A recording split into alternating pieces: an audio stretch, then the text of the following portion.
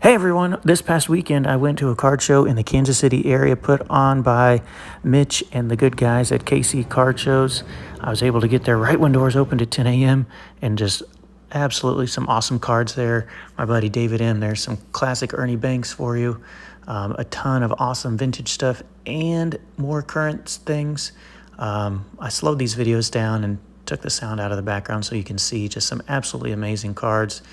Warren Spahn and Mickey Mantle, Clemente. There's that Satchel Paige at the top next to the Willie Mays card. That's just an iconic Willie Mays image as well. And then I think there's a Clemente, 1960 Clemente there on the right as well. Just really cool stuff from all sorts of vendors. This is a Jim Brown rookie card. I think there were 3 of those that I saw. This is just from one vendor.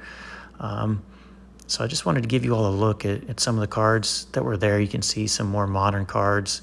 Ohtani, Acuna, that 89 Griffey Upper Deck, which I still don't have. One day I need to get that. Some really cool sealed stuff, 85 Rack Packs, some 82 Fleer. And then at the top here, some of my buddies I know are like these Redman releases from the Redman Tobacco Products, had the full set of like 52 and 53, and then just some singles.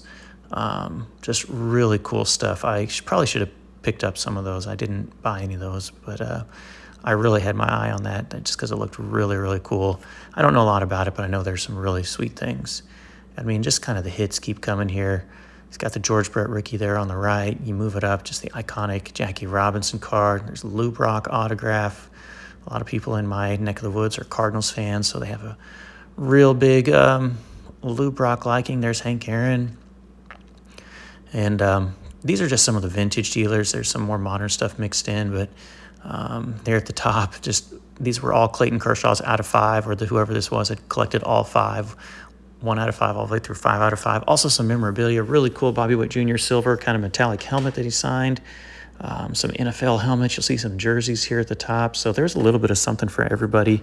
There were some sealed wax products I didn't really get videos of.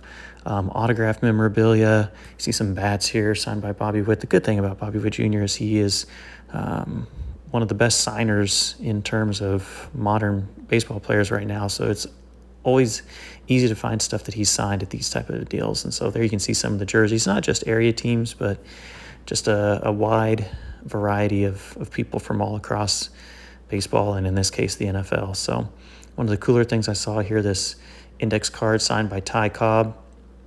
I talked to quite a few. There were some cool guys that had a lot of Kansas City Monarchs stuff, some Negro Leagues memorabilia back when it was a Kansas City Athletics. And here's some of the just more 1952 Topps vintage stuff. Really love that Eddie Matthews 50, that's 53 or on the side over there. Just absolutely awesome stuff. And it just keeps going. And obviously these things are way out of my price range here. The 52 Willie Mays, which is a total banger. One of those cards, there's a Hank Aaron up at the top there. I think I have that Mickey Mantle post serial, but just not in near the condition. There's the 52 Mantle. Just, I mean, cards that people just dream to have. 2 of this Babe Ruth. Just really, really stuff that I obviously couldn't afford, but just awesome to see those cards that you see on the internet or you see on websites that you really don't know if you'll ever come face to face with unless you're at the National. And this is the same vendor. He has such a great collection of high-end things here. Obviously some T206s and the pre-war stuff that is things you just think you'll never really run across very often. So absolutely awesome show. If anyone is ever in the Kansas City area, check out KC Card Shows. Like I said, Mitch puts on a lot of this and does an amazing job. I think the next show is coming up in October, and you can just, even if you don't have a big budget, there's all sorts of things for you to see from $20 budget to thousands of dollars. You can see they had different grading services there. Beckett was taking submissions. Nash Cards was taking group submissions to PSA. And then FGC was doing like raw card reviews for like $14. So it's an awesome venue at the John Knox Pavilion in Lee Summit in the Kansas City area if you've never been there. And let's see what I picked up. All right, everybody, I am back. And the stack that we have is actually what I picked up at this card show. It was pretty interesting here lately. I've been doing a lot more I guess you could just say window shopping maybe. I like looking at cards more so than really pulling the trigger. I've kind of gone away from getting a massive amount of cards for maybe a lower price tag, and I've found myself getting a little more picky over what I'm buying and maybe what I'm looking for. So I didn't really come away with any giant purchases, and that was okay. I had a lot of fun just talking to people and looking at cards and seeing some things that were just really cool, and cards that you really just dream about seeing that you never really expect you'll be face to face with. So all these cards I got from the same vendor. A guy at the very beginning of the show had a lot of Bowman from the last couple of years. Curtis Speed, I think, just made his debut earlier this year. James Wood, who's one of the top 5 prospects in baseball, just absolutely mashing with San Diego. Obviously his first Bowman Chrome from the regular Bowman release, and then this Shimmer, I don't know if that's the right name, refractor from the Bowman Chrome release from that year. Then the Harry Ford from the year before, and then just a cool autograph. He just had a stack of autographs, and I didn't really know a lot about this guy, but you know, Tampa Bay knows what they're doing with prospects. Chandler Simpson, I did look up his stats, and he's got an insane amount of stolen bases so far this year. You can see he was a Division I batting champ with Georgia Tech back in the day, led the 3rd in the ACC with 27 steals, so a big-time stolen base threat, 2nd-round pick. So has a decent pedigree, and I don't know if he's ever going to, you know, be a superstar by any means, but just a really cool card to pick up. Another one that I like is this Bobby Witt Jr. Stadium Club Chrome from last year. The Stadium Club Chrome is just one of my favorite ones. There were so many Bobby Witt people that at the show, and tons of people looking for his cards since he's been absolutely bonkers. Here's maybe this might be my favorite one that I got, a Sweet Swatch memorabilia from Zach Greinke, who is obviously on the downside of his career. He just came back and pitched yesterday. He'd been on the injured list.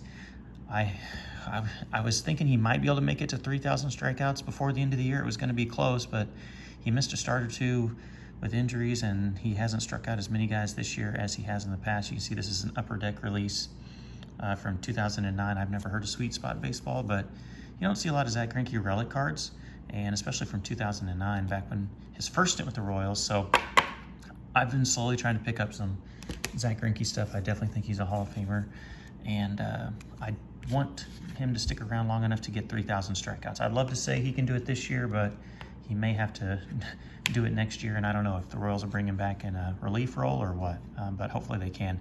Here, Museum Collection, this kind of quad relic, jersey relic patch card here, 65 out of 99 of Alex Gordon, obviously no longer with the Royals, but one of their all-time greats, 2022 Museum Collection, very cool.